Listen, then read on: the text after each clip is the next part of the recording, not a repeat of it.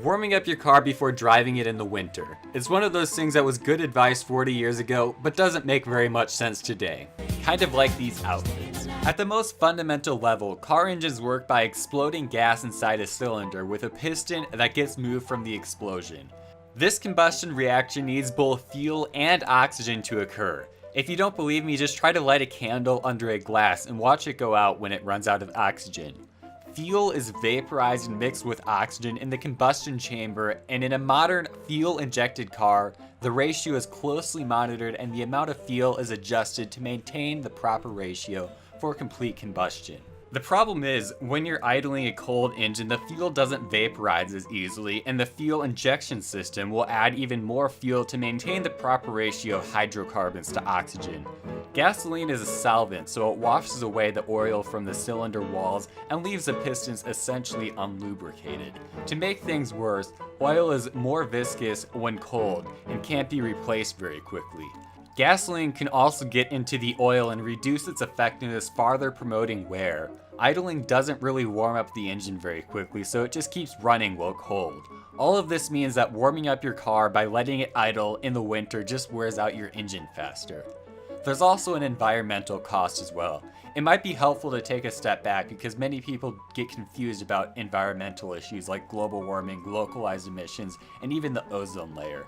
In a perfect combustion reaction, hydrocarbons and oxygen molecules are combusted to form water and carbon dioxide, as well as energy. Carbon dioxide is bad at a macro scale because it's a greenhouse gas that causes global warming, but it isn't very harmful at a local scale and doesn't even smell like anything. The problem is that combustion reactions in the real world aren't perfect. There are other substances in the air and gasoline, and the ratio is almost never right. For example, there might be too much fuel, so not all of it gets burned.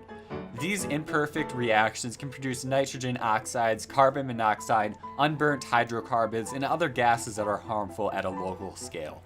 Modern fuel-injected cars actually do a pretty good job of keeping this ratio as close as possible to perfect, and emissions have been reduced by up to 95%.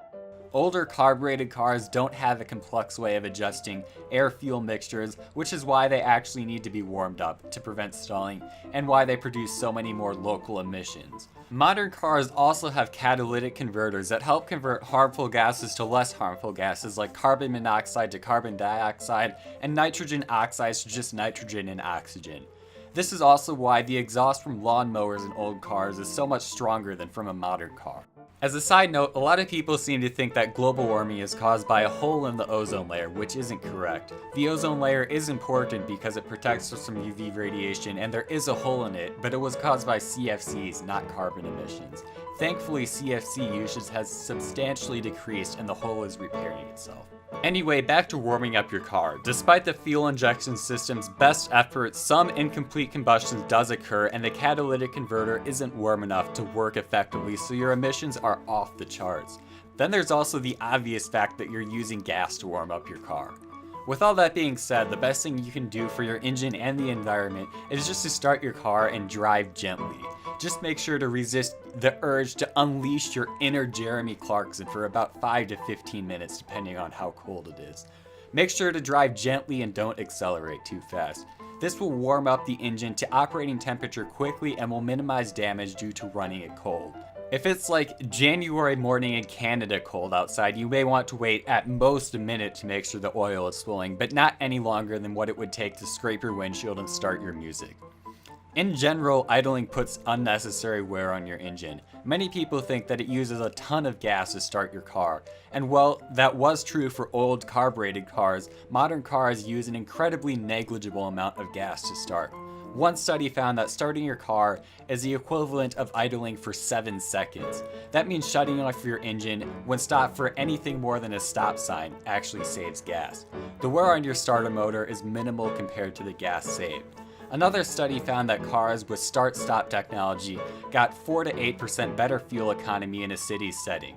Now, I'm not necessarily saying you should turn off your car at every red light, but I would never leave it running just to purely save gas.